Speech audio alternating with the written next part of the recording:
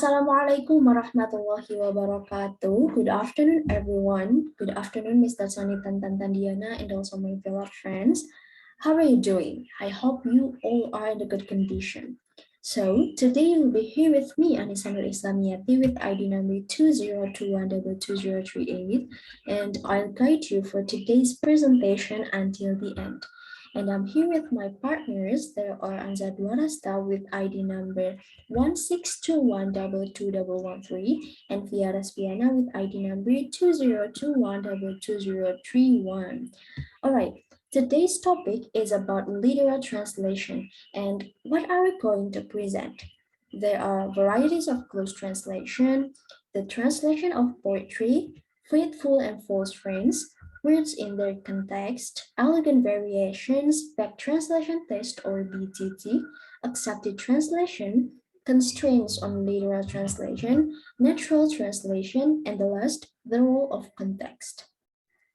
But before we talk about literal translation, we should know what literal translation is, right? The present excessive emphasis in linguistics on discourse analysis is resulting in the corresponding idea in translation theory that the only unit of translation is the text, and that almost any deviation from literal translation can be justified in any place by appealing to the text as an overriding authority. But Newmark 1998 states that literal translation is correct and must not be avoided if it secures referential and pragmatic equivalence to the original. Your choice as translator will depend both on the object with which the verb is collocated and on the register of the passage. So, what is a literal translation? A literal translation is a translation that follows closely the form of the source language and also known as word for word translation. Newmark agrees that this technique is the best option for translating text where the form is as important as the content, such as great speeches, autobiographies, and literary works. All right, for the first materials about varieties of close translation and the translation about poetry will be delivered by me. For the first one is varieties of close translation. It may be useful to distinguish literal from word for word and one-to-one translation. Word for word translation transfers SL grammar and word order, as well as the primary meanings of all the SL words into the translation, and it is normally effective only for brief, simple, neutral sentences. For example, he works in the house now. Translated become Il travaille dans la maison maintenant. Next, one-to-one translation. Each SL word has a corresponding TL word, but their primary isolated meanings may differ. One-to-one translation normally respects collocational meanings, which are the most powerful contextual influence on translation. It is more common than word-for-word translation. For example, passer un examen, it translated become take an exam. Literal translation ranges one word to one word through group to group, collocation to collocation, close to close, sentence to sentence. The longer the unit, the rarer the one-to-one. Further, single words metaphors, extended plural words metaphors, and proverbs illustrate a second figurative semantic scale. It is extended literal translation to correspondences since it can be flexible with grammar whilst it keeps the same extra contextual lexis. And here's for the example. Literal translation to be the basic translation procedure, both in communicative and semantic translation, in that translation starts from there. However, above the word level, literal translation becomes increasingly difficult. When there is any kind of translation problem, literal translation is normally not always out of the question. It is what one is trying to get away from, yet one sometimes comes back to it with a sigh, partly because one has got used to the sound of what at first seemed so strange and unnatural. Beware of this. The meaning of the SL unit is not affected by its context in such a way that the meaning of the TL unit does not correspond to it. Normally, the more specific or technical a word, the less it is likely to be affected by context. Further, a common object will usually have a one-to-one literal translation if there is a cultural overlap, though most languages have strange lexical gaps. A term for a common object sometimes has other common senses, so that language, particularly in English, with its monosyllables, appears inefficient. And the second one is the translation of poetry. The translation of poetry is the field where most emphasis is normally put on the creation of a new independent poem, and where literal translation is usually condemned. If translation is to be regarded if only partially as scientific, it has to reduce its option to the test area, and claiming accuracy and economy as its main aims, reject both the open choices and the random paraphrasing of the translation, and eliminate the universal negative connotations and prejudices against literal translation. Ordinary or conventional language, however, must always be translated by ordinary or conventional language, and this is rarely literal translation. That is from me. For the next materials will be delivered by Via. Via, time is yours. Alright, thank you very much Anis, the moderator, for giving me the time. I'm Via Respiana with my ID number 202122031. I will continue the presentation of our group. Alright, without any further ado, let's go to the next material. It is about faithful and false friends. Alright, now I understand you might be confused because of this word, and so did I at the first time I read this, but don't worry, I will explain to you about this. So, false friends are words pairings in two different languages that appear to have a similar phonetic form, but in reality have entirely different meanings, origins, and spelling. For example, German word ankle and English word ankle.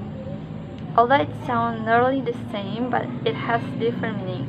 In English, ankle means the joint connecting the foot and the leg, while ankle in German it means grandchild or grandchild. I mean, so it is totally different. However, Newmark stated that we must not be afraid of literal translation, in particular using a tail word which looks the same or nearly the same as the SL word. Because why? The translation of object and movement is usually more literal than the qualities and ways of moving. For example, for the object, in English there the word ball, and if we translate it to Indonesia or to Bahasa, it becomes bola, and it has the same meaning. Alright, let's go to the next slide. Now it's about words in their context. So in this part, Newman is trying to at some kind of debate those who thought that literal translation is not appropriate. So he said that we do translate words because there is nothing else to translate. There are only the words on the page. There is nothing else there. We don't translate isolated words. We translate words all more or less bound by their synthetic, collocational, situational, cultural, and individual ideological context. But he said that that is one way looking at translation, which suggests it is basically lexical, and this is not so. Jadi di sini Newmark mencoba menjelaskan gitu ya. Mungkin yang dipandang oleh orang-orang yang tidak setuju dengan literal translation sebagai salah satu metode yang appropriate untuk menerjemahkan adalah karena mereka memandang bahwa literal translation ini hanya menerjemahkan kata-kata gitu ya secara leksikal, dan padahal menurut Newmark ini tidak begitu. And then the basic thought carrying element of language is its grammar. But since the grammar is expressed only in words, we have to get the words right. Jadi dasar pemikiran yang sebenarnya adalah bahwa yang membawa elemen bahasa itu adalah grammar, atau yang menyatukan elemen bahasa itu grammar, dan grammar itu diekspresikan melalui kata. Jadi kata itu harus diterjemahkan secara betul atau secara tepat gitu. Alright, the next one is about elegant variation. Even though literal translation is closely follow the form of the source language, variation is remain exists. Elegant variation on literal translation are common and sometimes satisfy the translator's understandable wish to write in a style or phrase that is entirely natural to him. Jadi, meskipun dalam literal translation, elegant variation ini tetap ada gitu, dan tetap bisa dipakai oleh para translator untuk membuat terjemahannya lebih natural gitu. Nah, and then there are example here. The asal word is the sooner or the later the weather will change, and then in target language it becomes lebih cepat atau lebih lambat cuaca akan berubah. And when we use elegant variation to modify it to sounds more natural, we can change it into cepat atau lambat cuacanya akan berubah. Alright, we move to the next slide. It is about back translation test. So, the validity of literal translation can sometimes be established by the back translation test. So, what is back translation? It is the process of retranslating content from the target language back to its source language in literal terms. Jadi contohnya dari back translation ini, misalnya kita menerjemahkan dari bahasa Inggris ke bahasa Indonesia, kemudian kita menerjemahkan lagi gitu hasil terjemahan kita ke bahasa Inggris untuk memastikan bahwa apa yang kita terjemahkan itu sudah benar gitu. But the back translation test is not valid in the case of SL or TL lexical gaps. Jadi, the back translation test ini tidak berlaku jika ada kesenjangan di antara SL dan TL. Sebagai contohnya, di sini ada It's raining cats and dogs. Jika diartikan atau ditranslate ke bahasa Indonesia, maka artinya menjadi hujan lebat karena ini merupakan makna kiasan gitu ya. Tetapi jika kita kembalikan lagi, ditranslate lagi ke bahasa Inggris, meskipun maknanya sama di sini, tapi jadi agak berbeda gitu ya. Hujan lebat ditranslate lagi ke bahasa Inggris menjadi heavy rain. Jadi it's raining cats and dogs ini jadi seperti tingkatnya lebih tinggi gitu. Jadi hujannya tuh lebih lebat gitu daripada kita hanya menyebutnya sebagai heavy rain. Okay, I think that's all for me. Thank you very much. I hope you can understand what I've delivered. I give it back to Anis as the moderator. Thank you for the great explanation. And for the last materials will be delivered by Anzar. Anzar, time is yours. Alright, thanks for giving me the time, Anissa, as the moderator. And thanks for the great presentation to Pia. And here I will continue the presentation. Before we continue to the material, I will introduce myself. My name is Anzar Paksiaka Dwarasta, and I'm from Class A in this course. And then before we jump to the material, I will give the list of material that I will present to you guys. And there is 4 material that is about accepted translation, constraint on literal translation, natural translation, and last is the role of context. And without further ado, we going to the material now. So here are the accepted translation. And some transparent institutional terms are translated literally in at least Western European languages, even though the TL cultural equivalents have widely different function. The terms are normally so important in their relation to the TL culture that a literal translation rather than transference, transference is indicated. A translated word more than a transferred one incorporated at once into the larger into the target language. Sorry. And however, for new institutional term, a translator must be careful about the translating the term directly into the TL. If they already exist but have quite different function in the TL culture. And the next material is constraint on literal translation. It is now suggested that any more or less context-free SL word must always be translated one-to-one or literally by its usual TL equivalent. The SL word may first be used more frequently within the register, and second, have a wider semantic range than the corresponding TL word. If a perfectly natural SL unit produces a clumsy literal translation, then the translation is wrong. However, expressive the rest of the SL text.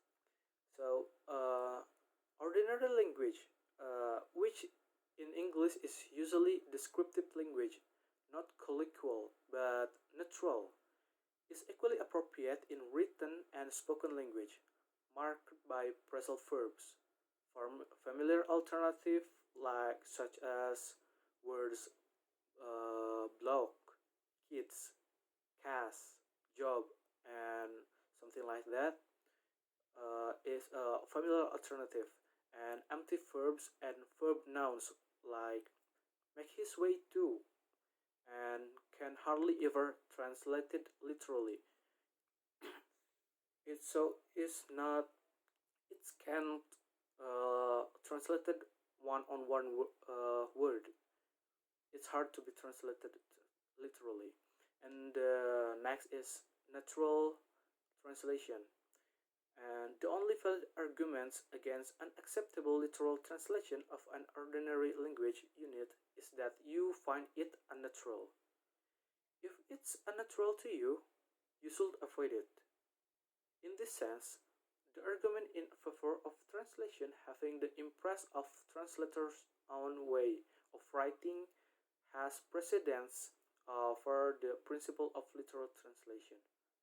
Note that it is sometimes advisable to retreat from literal translation when faced with SL general words for which there are no satisfactory one-to-one TL equivalents even though one is over translating. And the last material is role of context.